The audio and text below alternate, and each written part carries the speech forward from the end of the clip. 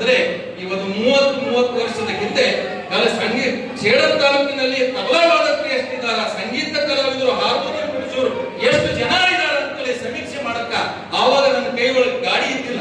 ನಾನು ಬಸ್ಸಿಗೆ ಹೋಗಿ ಎಲ್ಲ ಕಲಾವಿದರನ್ನ ಅದ್ರಾಗ ನೀವು ಸಿಗ್ತೀರಿ, ನಿಮ್ಮ ಪರಿಚಯನೂ ಆ ಸಂಗೀತ ಸಂಪದ ಪುಸ್ತಕದಲ್ಲಿದೆ.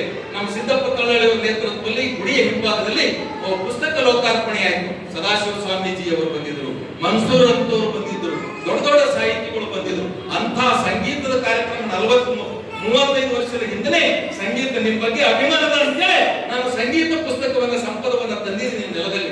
ಅಷ್ಟು ಸಂಗೀತಗಾರ ಈ ನೆಲದಲ್ಲಿದ್ದೆ.